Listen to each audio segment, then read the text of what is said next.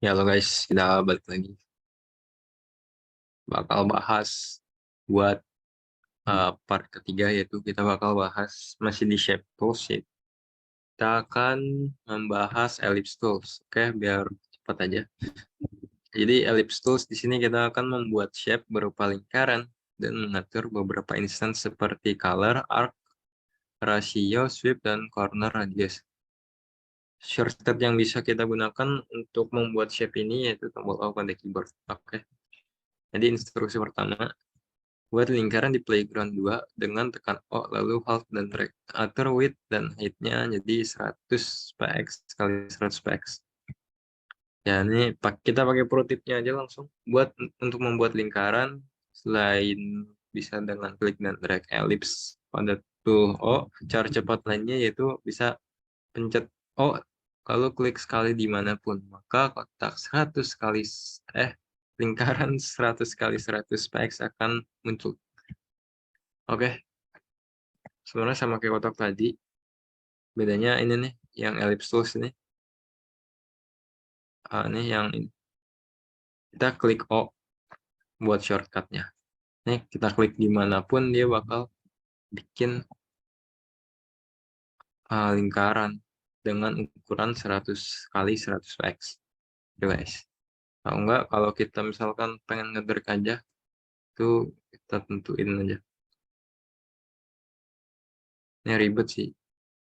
Nah, udahlah. Pakai pro tip-nya aja lah. Udah jago. Oke.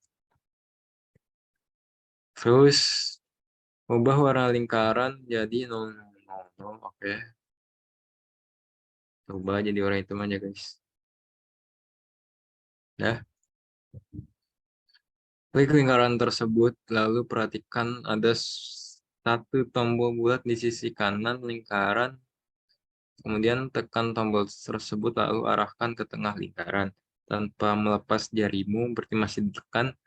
Dari kursor, arahkan ke sisi bawah lingkaran hingga tertulis sweep min 70%.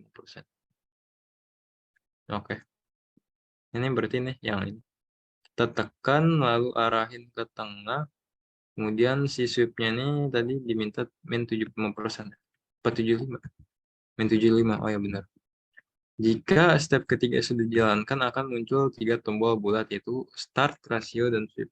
Fungsinya itu start untuk mengatur sudut awal dari bagian lingkaran, ratio untuk mengatur rasio dari lingkaran yang dibuat, dan sweep yaitu untuk mengatur besar sudut dari lingkaran.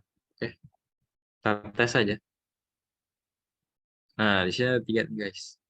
Jadi ada start, ada ratio, dan sweep. Nah, kalau start ini kita buat nentuin di mana titik awal dari si sudut ini akan dibuat. Nah, misalkan di minus 90 derajat.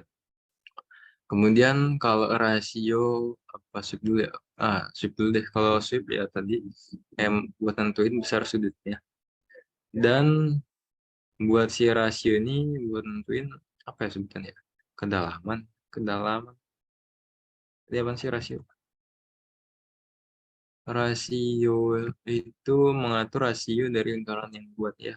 Pokoknya itu. Tapi kalau di sini gue mungkin ngartinya kedalaman ya. Kedalaman dari lingkaran ini kan semakin lama kan semakin ngisi ya. Jadi semakin keluar dia itu semakin kosong, semakin bolong. Jadi mungkin gue nggak tahu sih definisinya apa. Pokoknya mungkin kedalaman kali ya. Oke, lanjut aja. Atur rasio menjadi 85%. Ini rasio tadi berapa ya? Oh, nih. Ini yang paling kanan rasio, yang ini sweep, dan yang ini start. Ininya kita ubah jadi 85%. 5%. Lalu ubah startnya menjadi min 25%. Startnya nih. Ini startnya jadi min 25%. Benar aja tuh. Atur juga corner radiusnya jadi 10. Corner radius jadi 10. Ini corner radius di sini fungsinya buat, ini kan masih lancip-lancip. Kalau kita isi corner radiusnya jadi 10, maka dia akan jadi rounded. Nah, kayak gitu. Oke. Dan Duplikat lingkaran tersebut menjadi 4 objek dengan menggunakan Alt Shift Drag Mouse ke kanan sejauh 24 px. Boleh.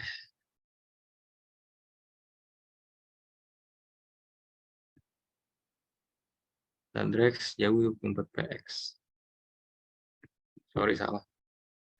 Alt Shift tekan sejauh 24 px. 16, 17. Oh, ini. Oke. Terus itu sampai 4 kali ya, kalau nggak salah. Oke, udah 4.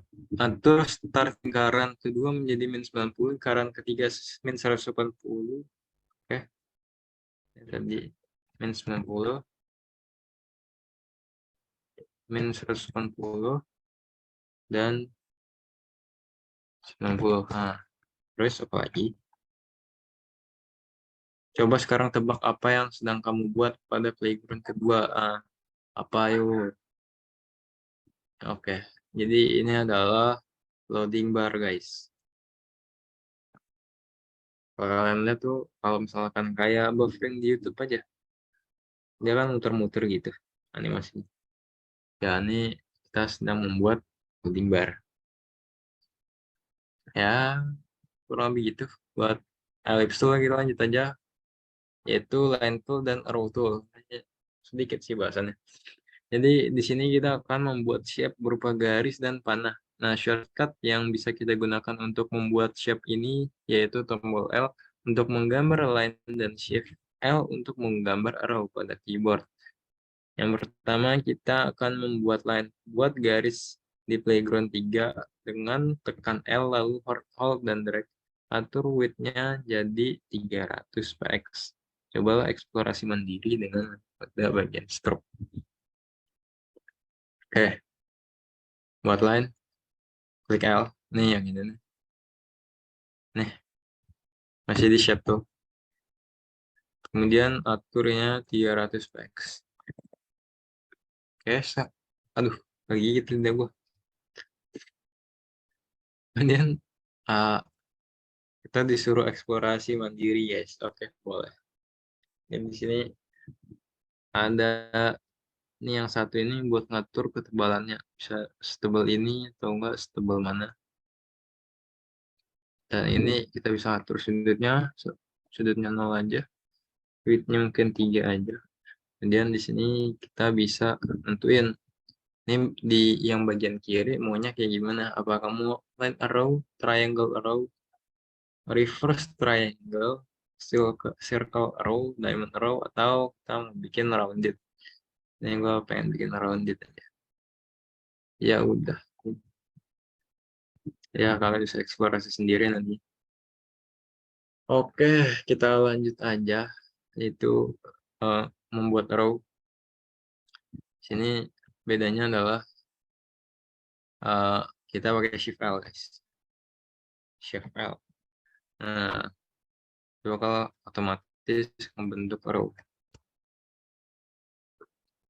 Oke, sebenarnya sama aja dengan buat line, hanya saja pada row tools ini ujung dari salah satu titik langsung membentuk anak panah. Iya, kan tadi langsung membentuk. Nah, tapi kalau line tool itu enggak. Tapi kita bisa tambahin sih di sini. Kan mau line row. Nah, ini kan jadinya sama ya. Jadi ya gitu, guys. Nanti eksplorasi sendiri aja. Lanjut aja kita ke polygon dan start tool. Ini kalau nggak salah nggak ada shortcutnya. Nah ya betul kan nggak ada. Jadi kita mau nggak mau ambilnya dari sini. Kenapa nggak ada shortcutnya? Karena jarang dipakai, guys. Ini jelasin dulu kali ya. Kita akan membuat shape berupa polygon dan bintang serta mengatur beberapa instance seperti count dan rasio. Tidak ada shortcut yang digunakan untuk membuat polygon dan start tool. Oke. Sini langsung taruh aja. Nah, ini polygon tuh, dia defaultnya adalah gambar segitiga, guys. Ntar, baca dulu instruksinya. Pada tool panel, pilih shape tool, oke. Kemudian pilih polygon, setelah itu klik sekali pada playground 4, maka polygon akan otomatis terbuat. Udah. Panel tool tuh yang ini, guys. terus klik polygon. Terus klik sekali pada polygon tersebut, kemudian kamu akan menemukan zat pembawa bulat yaitu radius dan count. Fungsi dari kedua tools tersebut adalah radius untuk menentukan besar sudut dan count untuk menentukan banyak sisi. Oke. Langsung kita coba ya guys. Ini kan ada dua, radius sama count. Nah, kalau kita tekan si radiusnya ini, dia bakal ngecilin si sudut dari bangun tadi. Ini lancip, jadi tumbul, terus sampai bulat guys. Oke. Dan count ini ya buat nambahin sudut, nambahin sisinya. Ini kan 3 ya. Nah, ini jadi 4. Oh ya, nambahinnya ke atas ya. Nambahinnya kalian bisa dari ke atas, atau enggak kalian bisa tambahin sendiri nih di sini. Set, set, set, set, set. Nah, jadi guys, misalkan gue pengen 4 aja. 4. Atau 6 deh, 6. Nah, 6. Oke, udah 6. Udah. Jadi cuma 2 itu doang bisa dieksplorasi buat si ini. Polygon tool. Lanjut aja. Buat selanjutnya itu kita bikin start tool, sebenarnya sama aja buat start tool itu. Cuman ya jadi buat start tool ini dia bedanya yaitu ada tambahan yaitu berupa rasio. Kita cobain aja di sini start tool. Ini yang ini. Klik sekali ya. Dia bakal otomatis membentuk bintang buat radius sama kayak tadi di polygon. Dia bakal ngatur besar sudutnya dan kemudian buat count dia bakal nambahin jumlah sisinya. Itu guys. Akan gini keren kayak shuriken gitu kan. Kemudian kita atur aja rasionya mau dibesarkan kah atau dikecilkan, bisa juga.